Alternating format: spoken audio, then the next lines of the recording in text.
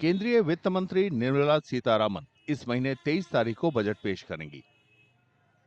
उत्तर प्रदेश में अयोध्या के लोगों को उम्मीद है कि बजट में धार्मिक शहर पर खास ध्यान दिया जाएगा।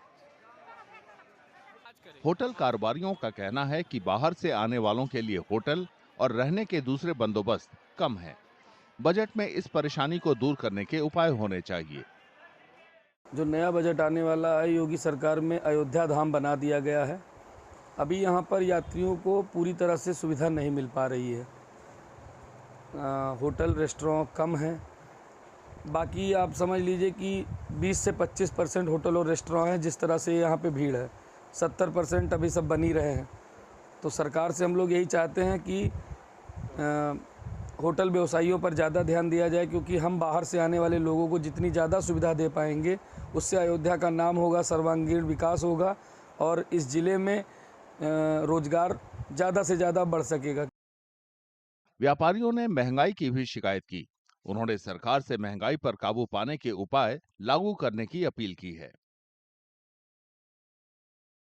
अभी तक तो बजट के हिसाब से जो चीज़ आ रही थी वो तो ठीक ही ठाक था, लेकिन इस बार भी जो नई सरकार है और नया बजट है, अयोध्या वासियों के लिए हम यही कामना करते हैं कि कुछ एक ऐसी बजट आए जो विकास की गति को दे और यहाँ के व्यापार को भी एक नए गति दे। जो पिछले दिनों कुछ गलतियाँ हुई हैं उस पर कुछ सुधार हो। मुझे सरकार से बहुत उम्मीद है कि बजट वो अच्छा देंगे, खासकर व्यापारियों के लिए, जो व्यापारियों के हित में हो। और इतनी महंगाई बढ़ गई है, इस महंगाई को ऐसा सरकार बजट दे कि इससे रोकथाम हो सके। क्या क्या और उम्मीद है आपको लगा के? उम्मीद तो बहुत कुछ है कि व्यापार भी अच्छा हो और काफ़ी जो सामानें इतनी महंगी होती जा रही है वो कोई रेट सस्ता हो, जिससे व्यापार में अच्छा व्यापार हो और इससे लोगों को काफ़ी राहत मिल जाए। कई पुजारी मानते हैं कि बजट में कई तरह की सुविधाएं होंगी। अविवाहित पुजारियों को तय रकम देने से लेकर बेहतर पढ़ाई और मेडिकल सुविधाओं तक का ख्याल रखा जाएगा।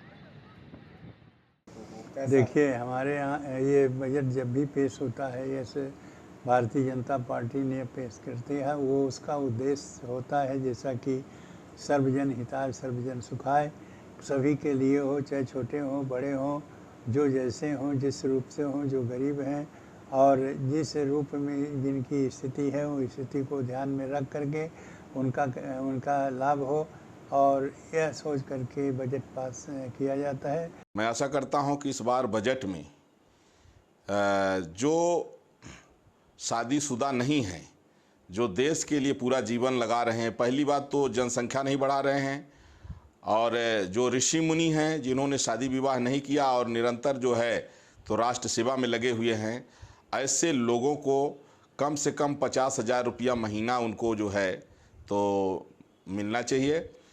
और देश में सेना और सशक्त होनी चाहिए, शिक्षा और चिकित्सा और बेहतर होनी चाहिए। अयोध्या के लोगों को उम्मीद है कि सरकार उनकी उम्मीदों पर खरा उतरेगी और ऐसे प्रोजेक्ट शुरू करेगी जिससे शहर में कारोबारियों और धार्मिक संस्थानों को फायदा हो।